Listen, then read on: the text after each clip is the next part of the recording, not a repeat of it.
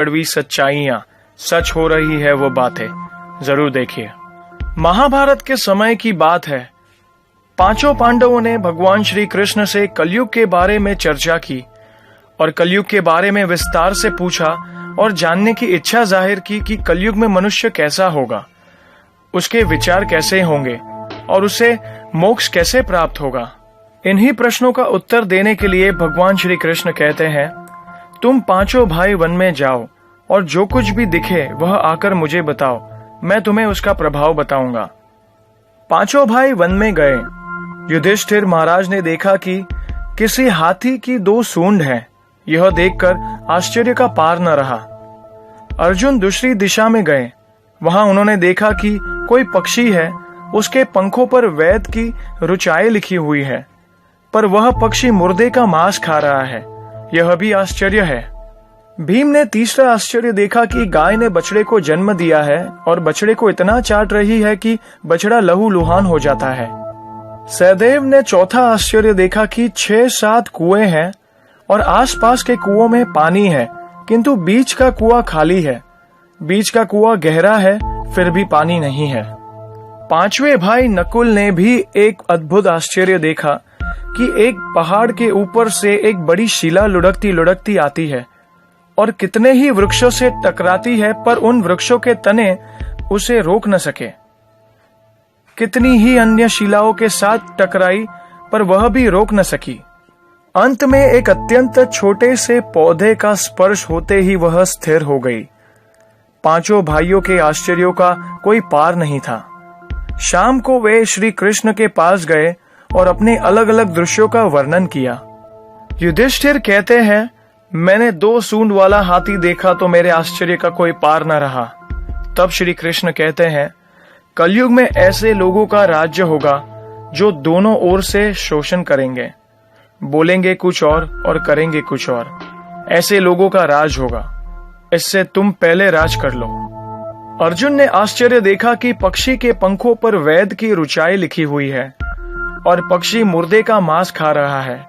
इसी प्रकार कलयुग में ऐसे लोग रहेंगे जो बड़े बड़े पंडित और विद्वान कहलाएंगे, किंतु वे यही देखते रहेंगे कि कौन सा मनुष्य मरे और हमारे नाम से संपत्ति कर जाए।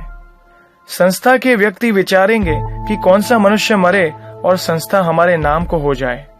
हर जाति धर्म के प्रमुख पद पर बैठकर विचार करेंगे कि कब किसका श्राद्ध है। चाहे कितने भी बड़े लोग होंगे, किंतु उनकी दृष्टि तो धन के ऊपर ही रहेगी। ऐसे लोगों की बहुतायत होगी जो परधन को हरने और छीनने को आतुर होंगे, और कोई कोई विरला ही संत पुरुष होगा। भीम ने तीसरा आश्चर्य देखा कि गाय अपने बछड़े को इतना चाटती है कि बछड़ा लहूलुहान हो जाता है। कलयुग का आदमी शिशुपाल हो जाएगा। बालकों के लिए इतनी ममता करेगा कि उन्हें अपने विकास का अवसर ही नहीं मिलेगा। किसी का बेटा घर छोड़कर साधु बनेगा तो हजारों व्यक्ति दर्शन करेंगे, किंतु यदि अपना बेटा साधु बनता होगा तो रोएंगे कि मेरे बेटे का क्या होगा। इतनी सारी ममता होगी कि उसे मोह माया और परिवार में ही बांध कर रखेंगे और उसका जीवन वहीं खत्म हो जाएगा। अंत में बेचारा अनाथ होकर मरेगा। वास्तव में लड़के तुम्हारे नहीं हैं, वे तो बहुओं की अमानत है। लड़कियां जमाइयों की अमानत है और तुम्हारा यह शरीर मृत्यु की अमानत है और तुम्हारी आत्मा परमात्मा की अमानत है। सहदेव ने चौथा आश्चर्य यह देखा कि 5-7 भरे कुएं के बीच का कुआं एकदम खाली था। कलयुग में धनाढ्य लोग लड़के लड़की के विवाह में, मकान के उत्सव में, छोटे बड़े उत्सव में तो लाखों रुपया खर्च कर देंगे, परंतु पड़ोस में यदि भूखा प्यासा कोई होगा, वह नहीं देखेंगे कि उसका पेट भरा है या नहीं। दूसरी ओर मौज मौज में शराब, कबाब, फैशन या व्यसन में पैसे उड़ा देंगे, किंतु किसी के 2 आंसू पोंछने में उनकी रुचि न होगी, और जिनकी रुचि होगी उन पर कलयुग का प्रभाव नहीं होगा, उन पर भगवान का प्रभाव होगा। पांचवा आश्चर्य यह था कि एक बड़ी चट्टान पहाड़ से लुढ़की। वृक्षों के तने और चट्टाने उसे रोक न पाए, किंतु एक छोटे से पौधे से टकराते ही वह चट्टान रुक गई। कलयुग में मानव का मन नीचे गिरेगा, उसका जीवन पतित होगा। यह पतित जीवन धन की शिलाओं से नहीं रुकेगा, न ही सत्ता के वृक्ष से रुकेगा, किंतु हरि नाम के एक छोटे पौधे से रुकेगा।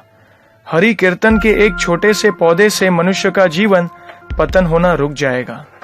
तो ये थी वो 5 कड़वी सच्चाइयां जो भगवान श्री कृष्ण ने महाभारत काल में 5 पांडवों को बताई थी। जय श्री कृष्ण।